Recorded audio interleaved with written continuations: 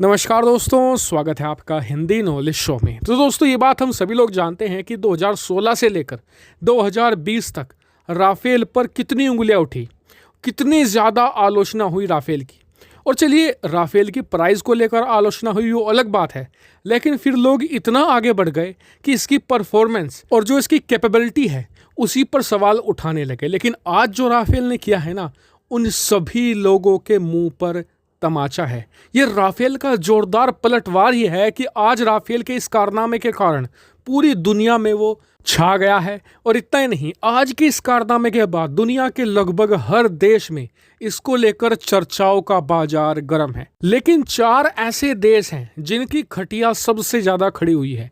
एक तो है रूस, अमेरिका, इसके अलावा चीन और पाकिस्तान। खास करके चीन पाकिस्तान की बात करूं तो इन लोगों को तो पसीने छूट रहे हैं कि राफेल की ये कैपेबिलिटी भी थी, ये तो किसी को पता ही नहीं था। दरअसल हुआ कुछ ऐसा है कि फ्रांस की एयरफोर्स ने राफेल से एक बहुत बड़ी टेस्टिंग करी है।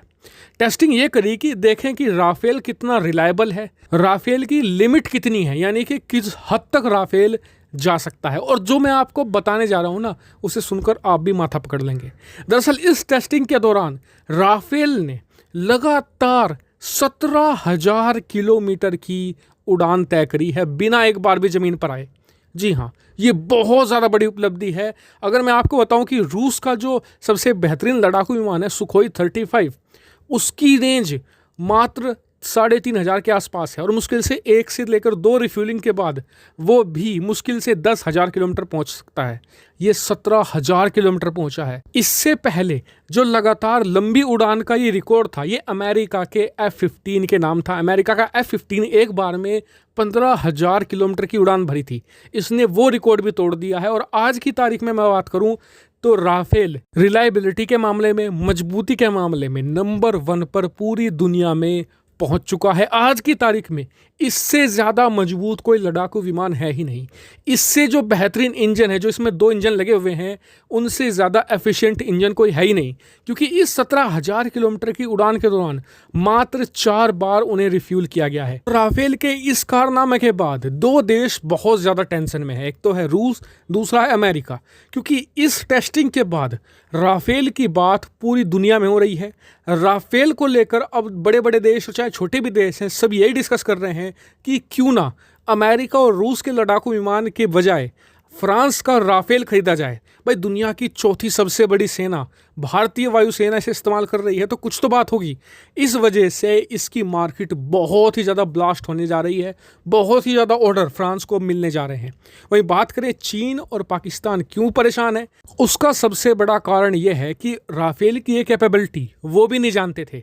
उन्हें लगता था कि राफेल या तो सिर्फ चीन पर हमला कर सकता है एक बार में, या फिर पाकिस्तान पर। ऐसे में इन्हें ये लग रहा था कि अगर 2 मोर्चों की लड़ाई होगी, यानी कि इधर से चीन हमला करेगा भारत पर, उधर से पाकिस्तान, तो ये इतना ज़्यादा एफिशिएंट नहीं होगा, ये एक साथ हमला नहीं कर सकता। लेकिन अब उन्हें पता चल चुका है कि 2 मोर्चों की लड़ाई में भी ये पहले पाकिस्तान को फोड़ेगा और फिर उधर से उधर चीन को फोड़ने चला जाएगा। क्योंकि ये इसकी कैपेबिलिटी है, ये इसकी मजबूती है। वहीं एक खास बात और आपको बता दूं कि फ्रांस ने जिस राफेल से टेस्टिंग करी है ना, वो थोड़ा पुराने वर्जन का है, जबकि भारत के पास लेटेस्ट राफेल लड़ाकू विमान है। तो सोचिए, ये तो उससे भी एक कदम आगे होने वाला है। एवियोनिक्स के मामले में, इलेक्ट्रॉनिक्स के मामले में ये और ज़्यादा एडवांस है। हालांकि कई खुराफाती लोग अब ये भी कहेंगे कि 2 मोर्चों की लड़ाई में चलिए इसने पाकिस्तान पर हमला कर दिया, फिर इसे रिफ्यूलिंग करके चीन पर हमला करने के लिए भेज दिया। रिफ्यूलिंग तो हो जाएगी, लेकिन मिसाइलें कहाँ से आएंगी? तो आप उसके लिए स्क्रीन पर देखिए, ये राफेल में लगने वाली मिसाइलें हैं, सोचिए। और भारत के पास 36 हैं। किस हद तक ये दोनों देशों में तबाही मचा सकते हैं, आप अंदाज़ा खुद लगा लीजिए। और आज मेरे हिसाब से उन सभी लोगों के मुंह भी बंद हो गए होंगे जो राफेल पर और उसकी कैपेबिलिटी पर सवाल उठाते थे। उन लोगों को ये वीडियो जरूर भेजिएगा, सभी के साथ शेयर कीजिएगा और चैनल को जरूर सब्सक्राइब कीजिएगा। फिलहाल वीडियो में इतना ही। Thank you for watching video.